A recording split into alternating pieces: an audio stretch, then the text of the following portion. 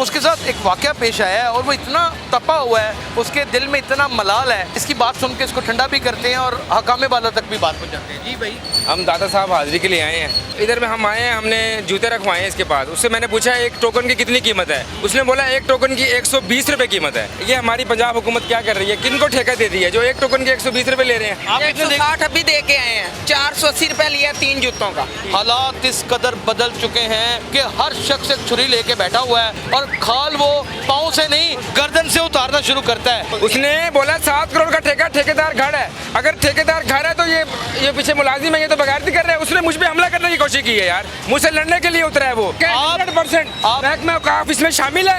महकमा औकाफ के बंदे छोटे लेबर वो इनसे रिश्वत लेते हैं, डेली बेसिस पे लेते हैं। अस्सलाम वालेकुम नाज़रीन, आप देख रहे हैं उर्दू वायरल। मेरा नाम यासिर शमून खान है। जहाँ पर बेपनाह खुशियाँ होती हैं वहीं पे माशरे में शिकवे छुपे होते हैं। एक नौजवान है, दादा साहब में मौजूद है, अंदर हाज़िरी के लिए गया, अपनी ज़ाहिर है मन्नतों मुरादों के लिए गया या सलाम के लिए, फातिहा के लिए गया। उसके साथ एक वाकया पेश आया है और वो इतना तपा हुआ है, उसके दिल में इतना मलाल है। इसकी बात सुन के इसको ठंडा भी करते हैं और ये हकामे वाला तक भी बात पहुँचाते हैं। जी भाई, अस्सलाम वालेकुम, आपका क्या नाम है? मेरा नाम राव मोहम्मद रेहान आलम है। अच्छा, माशाल्लाह। ठीक है, हम दादा साहब हाजिरी के लिए आए हैं। मैं ज़मीन.com में मुलाजिम हूँ। कहाँ पे मुलाजिम है? ज़मीन.com में। अच्छा, ज़मीन.com। जी सर, तो इधर में हम आए हैं, हमने जूते रखवाए हैं इसके पास। उससे मैंने पूछा एक टोकन की कितनी कीमत है। उसने बोला एक टोकन की 120 रुपए कीमत है। अच्छा, ठीक है, ये हमारी पंजाब हुकूमत क्या कर रही है, किनको ठेका दे दी है जो एक टोकन के 120 रुपए ले रहे हैं। एक टोकन के 120 रुपए आपने मैं हलफ उठा सकता हूँ इस बात पे। अगर आपने उतारी है वहाँ पे तो 120 रुपए। मैंने पूछा, मैंने कहा एक टोकन के कितने पैसे। उसने कहा 120 रुपए।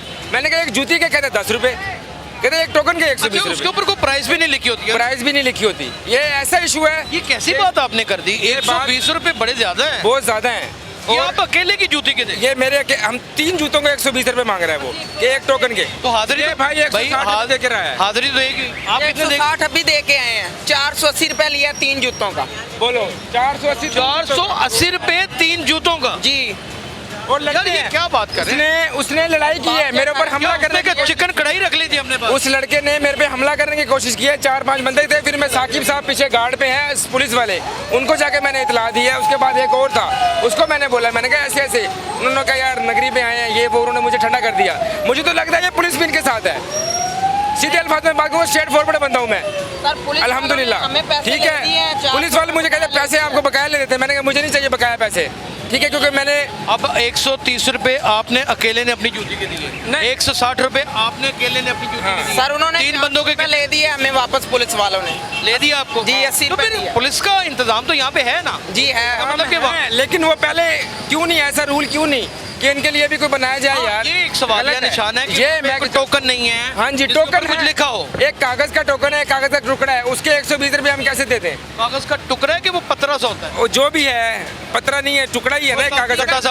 हाँ, गत्ता नंबर सा, है जूती का। ठीक हो गया, नंबर लिखा होता है। एक आप वापस करेंगे तो आपको जूती मिल जाएंगी। मैंने उसको टोकन दिया है। दर हकीकत कितनी पैसे होने चाहिए? दर हकीकत एक टोकन के सिर्फ 10 रुपए होने चाहिए। एक टोकन पे 2 जूते। और महकमा औकाफ की जानिब से नाज़रीन आज मैं आपको बता दूं कि 20 रुपए एक टोकन के। दर हकीकत आप एक बंदा अगर जूती उतारता है तो वो 20 रुपए देगा, अगर 3 बंदे उतारते हैं तो 60 रुपए देंगे। अब एक आदमी से 130 रुपए और एक आदमी से 160 रुपए ये हासिल करना दर हकीकत मज़ारों के तकद्दुस को पामाल करना तो है, लेकिन कानून और ज़ाब्ते की धज्जियाँ उड़ाना भी है। यानी कि रिश्वत पहले हुआ करती थी कि आप देखते थे कि बड़े बड़े लेवल के ऊपर, अब जूतियों के ऊपर भी रिश्वत होती है। कल मैं एक वीडियो देख रहा था, एक चोर पकड़ा पुलिस वाले ने, और उसने कहा कि की करना आया थे मस्जिद में, कहना जुतियाँ चोरी करना आया और नमाज पढ़ना आया। यानी कि चोरी और ऊपर से सीना चोरी। हालात इस कदर बदल चुके हैं कि हर शख्स एक छुरी लेके बैठा हुआ है और खाल वो पाँव से नहीं गर्दन से उतारना शुरू करता है। ये नौजवान एक पढ़ा लिखा। साथ एक और मैं आपको पॉइंट की बात बताऊं, ठीक हो गया। उस बंदे ने बोला कि 7 करोड़ का ठेका है, ठेकेदार घर है। यही बात बोल उसने बोला 7 करोड़ का ठेका, ठेकेदार घर है।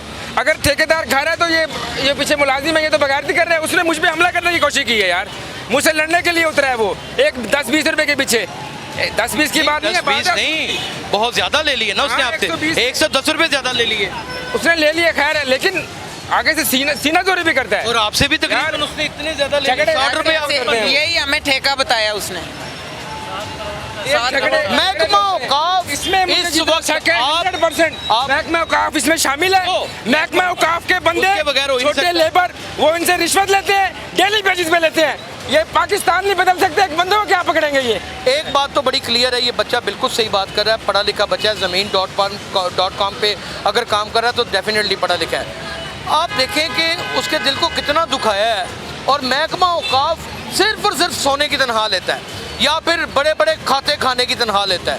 अरबों रुपए की दिहाड़ियाँ, कभी आज तक महकमा औकाफ की तरफ किसी ने आंख उठा के नहीं देखा। लेकिन इंशाल्लाह अब इनको हम मसलसल चेक करेंगे और इनकी दरो दीवार को भी चेक करेंगे, और इंशाल्लाह उन हरामखोरी की तमाम जगहों को तलाश करके उनकी निशानदेही भी करेंगे। अपना बहुत ख्याल रखिएगा। अल्लाह हाफ़िज़।